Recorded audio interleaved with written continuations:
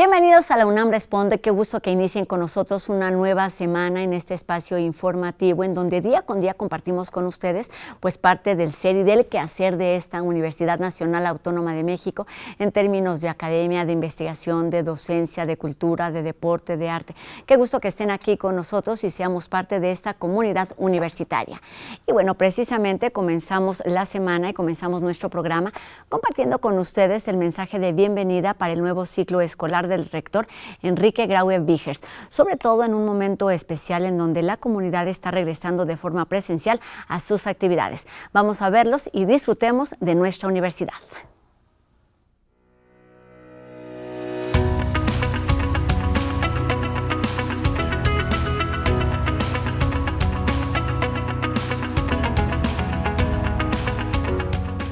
Sean todas y todos ustedes muy bienvenidos a esta casa de estudios donde se construye diariamente la nación.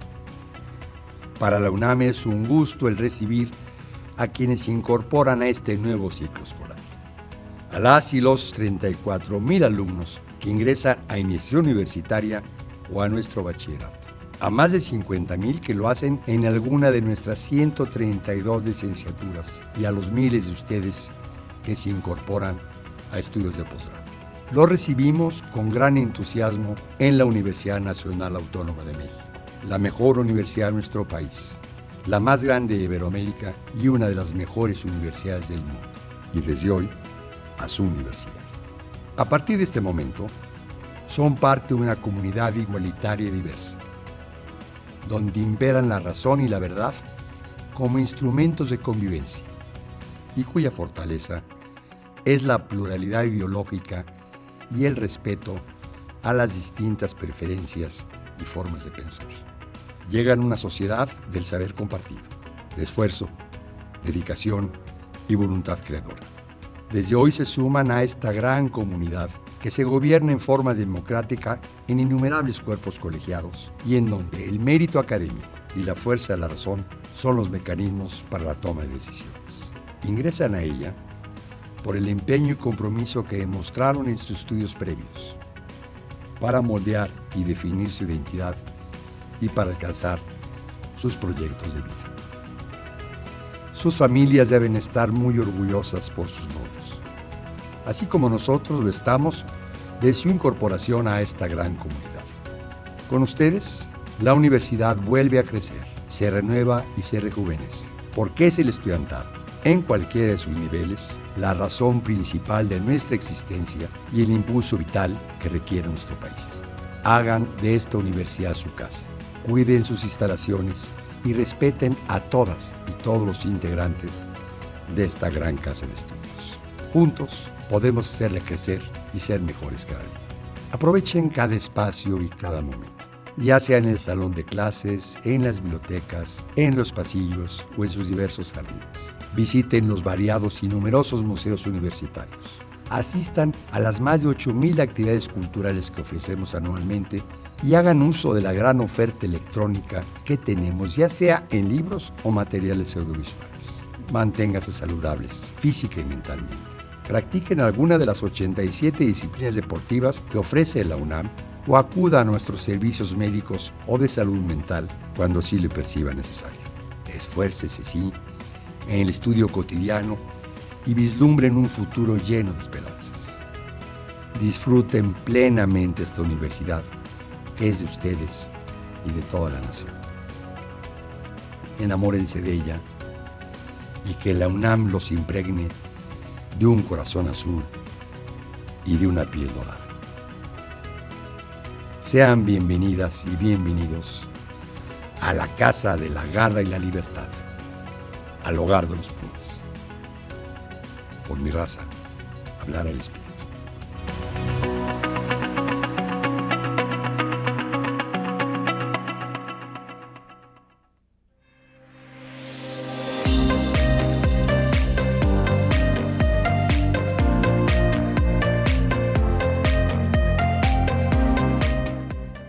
El embarazo en adolescentes es un problema social que tras la pandemia tuvo un incremento considerable que coloca a nuestro país como uno de los que registra mayores índices de embarazo entre los 15 y los 19 años. La organización Save the Children México ha dado seguimiento a las causas, el impacto y las consecuencias de este fenómeno. Y para ahondar en este tema, saludamos hoy aquí en La UNAM Responde a Mariana Pría, quien es coordinadora de incidencia política en Save the Children México. Mariana, ¿cómo estás? Un gusto saludarte aquí en este espacio universitario. Buenas tardes. Buenas tardes, muchísimas gracias. Es un honor estar aquí. Gracias, Mariana, y pues comencemos. Estamos aquí por un tema quizás no muy agradable, pero del que sí hay mucho que decir.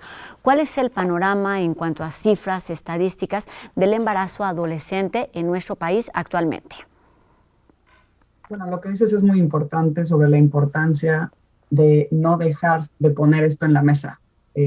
A veces pensamos que el embarazo adolescente o lo que pasa al interior de hogares es un tema privado y no debe ser así, sino es un tema sistémico. Pues entre 2015 y 2021 se han registrado algunas disminuciones en el embarazo adolescente entre 15 y 19 años. Ahorita podemos dar un poquito más de contexto sobre estos datos, porque eso no quiere decir que ya no están ahí. Pero para las niñas y adolescentes entre 12 y 14 años ha aumentado la tasa de embarazo, ¿no? Sin embargo, sigue siendo una cantidad importante de niñas y adolescentes que viven esta situación y que esto tiene riesgos, además de a su salud, también a su autonomía para su proyecto de vida y son más proclives a vivir violencia de género. En 2021, por ejemplo, se registraron más de 373,000 embarazos de niñas y adolescentes, y de estos, casi 9,000 fueron de madres menores de 14 años, ¿no? Muchos de ellos son producto de violencia sexual. Entonces, esto nos pone una situación sobre la mesa que es digna de atender y también de estudiar los factores y las causas, que es lo que está dando esta consecuencia.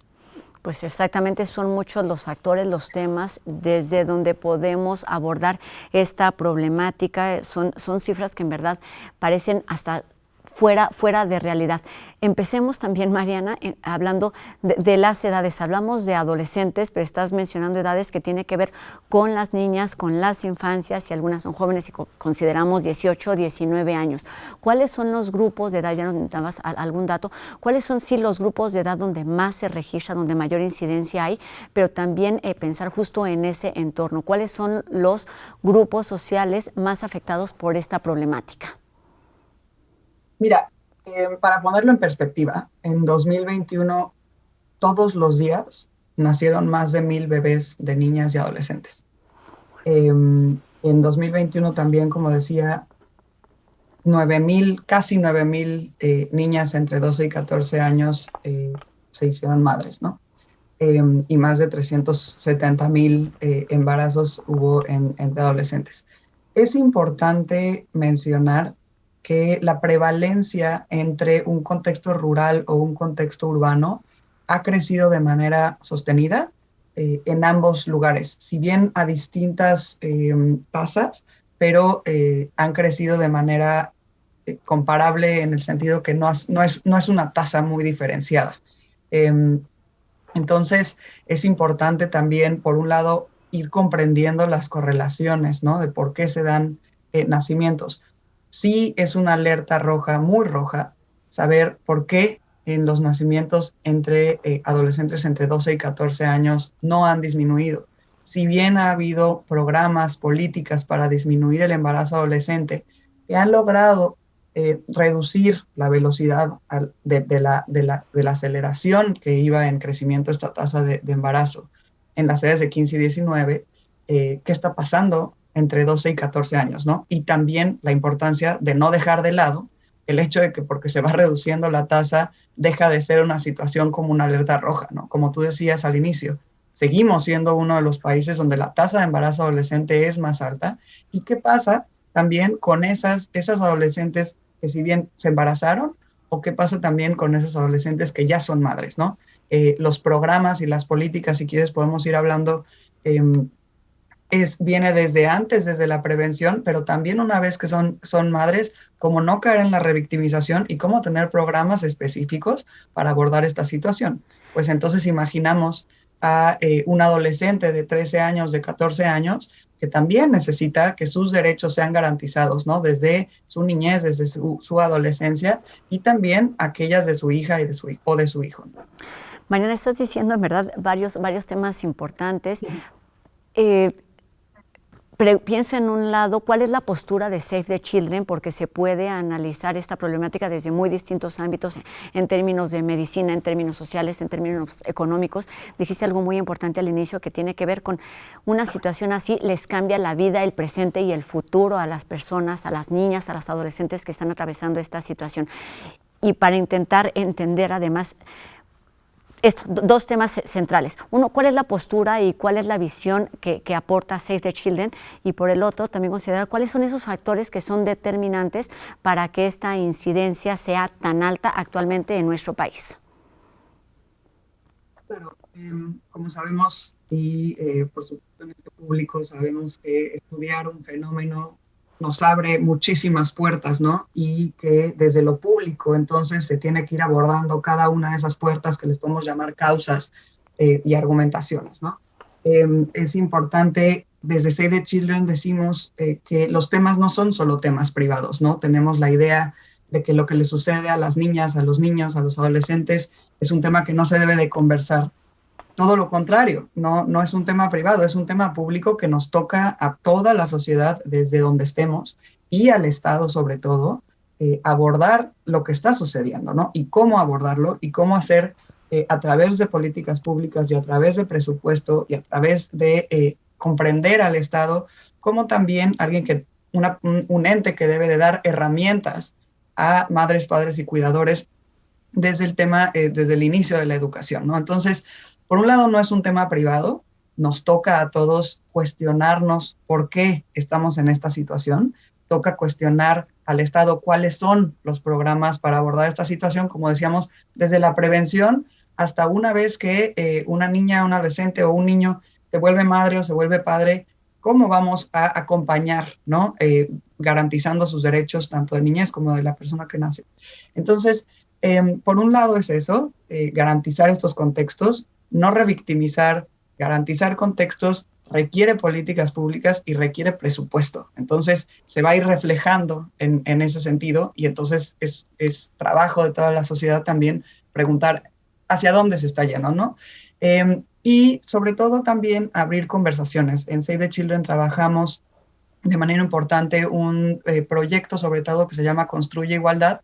Lo trabajamos en distintas escuelas, que es precisamente hablar de los temas, ¿no? Y desde un aspecto también cultural, sí hay una necesidad de trabajar en transformaciones culturales y cuestionarnos qué es lo que le estamos diciendo a las niñas, niños y adolescentes, y aquí particularmente a las niñas y adolescentes, porque sí hay una prevalencia mucho mayor de niñas y adolescentes que tienen embarazos adolescentes. Me refiero a los niños se vuelven padres más grandes, ¿no? Okay. Entonces, es bien importante cuestionarnos como sociedad por qué estamos diciéndoles a niñas y adolescentes que su valor va a estar condicionado siempre y cuando sean madres, siempre y cuando sean esposas o siempre y cuando tengan un trabajo productivo, ¿no? Solo por último, escribimos un artículo hace poco en Animal Político que hablaba de que nos toca cuidar el presente de las niñas y las adolescentes. Y bueno, eso también nos abre toda una puerta, ¿no? Y cuidar su presente quiere decir no apresurarlas, porque cuando las apresuramos, entonces van pasando estas situaciones, ¿no? Que se condiciona su valor a lo que van haciendo en su vida adulta y las apresuramos a vivir esa vida adulta, ¿no? Pienso, Mariana, también en este fenómeno, cuando hablamos de embarazo adolescente, pienso también en el agravante de embarazo adolescente no deseado, cuándo sí es deseado, qué tan consciente, qué tan responsable eres, cuál es el entorno cercano, más allá de los usos, costumbres, la situación económica, la situación de desigualdad a la que ya hacías referencia. ¿Cuáles son esos actores, esos Sí, esos factores determinantes que llevan a un embarazo. Pienso en desigualdad, pienso en costumbres, pero también en violencia, que por supuesto está presente. ¿Cuáles son esas principales líneas que se están dando a conocer, al menos en los últimos años, en términos de embarazo adolescente? Bueno, la pregunta también tiene distintas formas, ¿no?, de abordarse. Primero que nada, decir que el embarazo adolescente, sobre todo entre 12 y 14 años, y sobre todo en unas edades dispares donde el hombre es mayor y la adolescente es menor o es una niña, es una violación. Y se debe abordar así desde la política pública para la prevención y también para la procuración de justicia. Y es importante manejarlo así, hablarlo así, y también, como platicábamos ahorita, qué se está haciendo, ¿no?, para que proteger y no revictimizar a niñas que caen en, digamos, que sufrieron una violación. Sabemos que la mayoría, o si bien muchas violaciones vienen en espacios del hogar, por eso hablábamos también ahorita, el hogar, lo que pasa con niñas, niños y adolescentes en el hogar, no solo es un tema privado que nadie deba de cuestionar, ¿no? O opinar, dialogar sobre estos temas, claro. Es bueno abrir las conversaciones, es bueno sabernos todos y todas responsables, parte de lo que estamos viviendo en este contexto. Definitivamente hay un tema también, cuando hablamos de este tema privado o público, la idea de no podernos meter, ¿no?, en cuestionar qué está pasando desde un hogar hasta una comunidad, hasta una ciudad, hasta un país, hasta un mundo, ¿no? Entonces, cuando mencionas los usos y costumbres, definitivamente es bueno mencionarlo. Es bueno mencionarlo por la importancia de especificar que cuando se cuestiona, no se cuestiona que exista la figura de usos y costumbres.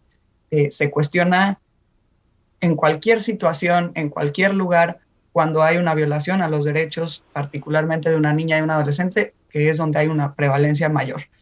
No está peleado, no debe de estar peleado. Un uso y costumbre no quiere decir esa autorización, pero sin tocar, o sea, sin negar que los usos y costumbres son algo muy importante, pero no son una protección a esa violación. Y también salir de ese diálogo. Los embarazos adolescentes o los matrimonios infantiles, las uniones informales, solo se dan en estos contextos. No es así, como lo platicaba, la prevalencia de embarazo adolescente, si vemos en un contexto rural o en un contexto urbano, sube también en el contexto urbano. Entonces, no dejar tampoco, no quitar el dedo del renglón, que esto atraviesa, ¿no?, a muchas personas. Y hablabas de la violencia, porque la violencia atraviesa no solo contextos en comunidades rurales, sino también en contextos en comunidades urbanas, donde la desigualdad, sin duda, pues toca, ¿no? Y también con la protección de que tampoco caigamos en que solamente en esta desigualdad solamente pasa en unos contextos, ¿no?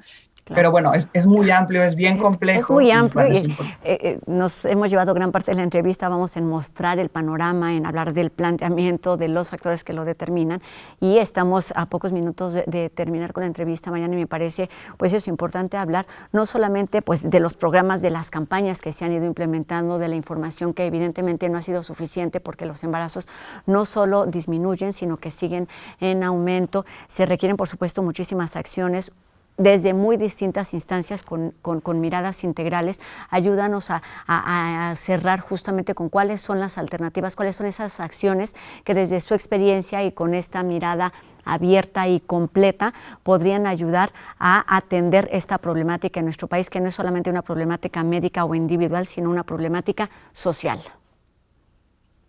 Claro, bueno, por un lado, desde la política pública, las procuradurías de niñas, niños y adolescentes, por ejemplo, sufren varios problemas de recursos humanos, de presupuesto, de capacitación, etcétera. Entonces, por un lado, preguntar y cuestionar y ser exigentes desde la sociedad qué está pasando ahí, y sobre el tema de embarazo adolescente y sobre el tema también de matrimonio infantil, que hay una correlación, qué está pasando y qué pasa. Cómo le hacemos saber a niñas y adolescentes desde las escuelas, desde edades tempranas, en las comunidades, a dónde se pueden acercar si están viviendo una situación de riesgo o si están viviendo algo que no quieren vivir. Es bien complejo porque es bien difícil, digamos, comprender también cuándo se dan estas situaciones, cómo y cuáles son los mecanismos amigables y cómo es la comunicación amigable para que ellas se sientan, sobre todo, que hay un espacio que el Estado también la respalda y que también la sociedad tenga las herramientas para saber qué hacer y cómo respaldar. Que hay Por una otro salida lado, a estas problemáticas. Bien, Mariana. y también cómo no caer en revictimización. Entonces, en temas presupuestarios y en temas de política pública, cómo vamos a asegurar que todas y todos desde el Estado estén en la misma línea, ¿no? Y hay un mecanismo articulado de todas las instituciones, desde salud, desde educación, ¿no? Desde cualquier procuraduría, etcétera. ¿Dónde está la información de cómo se está articulando esta situación? Mariana, en Por otro 30 lado, en segundos, educación. ¿por qué no es recomendable el embarazo adolescente? Bueno, el embarazo adolescente duplica el riesgo de muerte materna en menores de 19 años y lo cuadriplica para menores de 15 años, si hablamos en temas de salud. Una niña o un adolescente que se embaraza es mucho más proclive a vivir violencia de género y también a quitar autonomía para garantizar su proyecto de vida. Por otro lado, en cuestión de educación, es una de las principales causas de abandono escolar. Y también hay una correlación entre el embarazo adolescente y el matrimonio infantil, las uniones informales y forzadas, que generan entonces, digamos, una pirámide de vulnerabilidades que se exacerba, digamos, si hay un embarazo. También porque no entendemos bien que siguen siendo niñas y son madres y son niñas. Entonces, bueno, está dando unas de las razones generales, pero realmente una niña o un adolescente que se embaraza, sobre todo a los 12, 14, 15 años y por supuesto hasta los 19 años, es mucho más proclive y tiene muchas más vulnerabilidades a lo largo de toda su vida. Pues argumentos suficientes para entender por qué el embarazo en adolescentes es una problemática que debe atenderse y si no erradicarse de forma determinante en nuestro país, porque además pues ya no nos da tiempo de hablar, vamos, de esas otras problemáticas del futuro que significa para ellas, para los niños, para las familias, para las comunidades, para un país, para el mundo, como lo decías. Importante la información y actuar desde las distintas trincheras, la información y la forma de comunicación con nuestras niñas, con nuestras adolescentes, por supuesto, también cuenta. Pues que sigan todas estas acciones, que siga también la conversación en términos de embarazo adolescente para cuidar y para proteger los derechos de las infancias en nuestro país. Mariana Pría, muchísimas gracias, encargada o vocera también en estos temas de la organización Save the Children. Muchísimas gracias por estos minutos para la UNAM Responde. Buenas tardes. Muchas gracias a ti. Hasta luego. Gracias, Mariana. Y bueno, cambiamos de tema. Hoy no iniciamos el programa, pero sí terminamos con el doctor Carlos Rosales, quien enseguida nos platica cómo es que han evolucionado las variantes y las subvariantes del SARS-CoV-2 y su comportamiento. Vamos a escucharlo. Buenas tardes, doctor.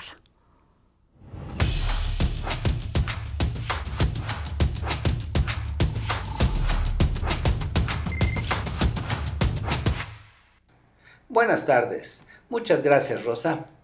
Nuestro público pregunta, ¿por qué las nuevas variantes del virus no tienen nombres del alfabeto griego?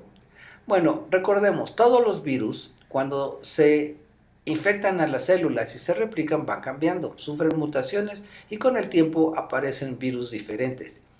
En el caso del virus SARS-CoV-2, a principios del año 2021 ya se habían identificado diferentes variantes que tenían nombres distintos basados en la genética y hacía su seguimiento difícil. En junio del año 2021, entonces, la Organización Mundial de la Salud introdujo la nomenclatura con las letras del alfabeto griego para designar a los virus, principalmente los virus de preocupación, que son los que causan más infecciones y potencialmente más enfermedad. Así conocimos a las variantes alfa, beta, gamma y delta. Con el tiempo, el virus sigue cambiando y para noviembre del año 2021 apareció Omicron, la variante que predomina ahora. Desde entonces el virus ha seguido cambiando, las mutaciones continúan y entonces ahora oímos de unas nuevas variantes BA2, BA4, BA5. Particularmente BA5 es la que predomina en Estados Unidos y BA275 es la que predomina en la India. Sin embargo, todas estas subvariantes de Omicron son similares a Omicron en su comportamiento, es decir, todas son más infectivas que Delta, pero producen una enfermedad menos grave. Por tanto, siguen siendo en su comportamiento igual que Omicron y por eso no tienen un nuevo nombre del alfabeto griego. Sin embargo, todas siguen siendo muy peligrosas y debemos seguir las recomendaciones de siempre para evitar las infecciones. Cuídese mucho. Muchas gracias. Hasta luego.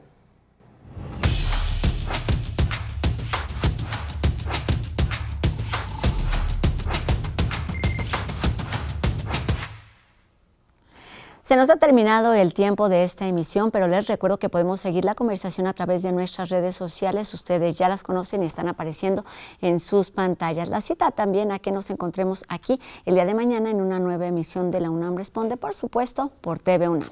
Adiós.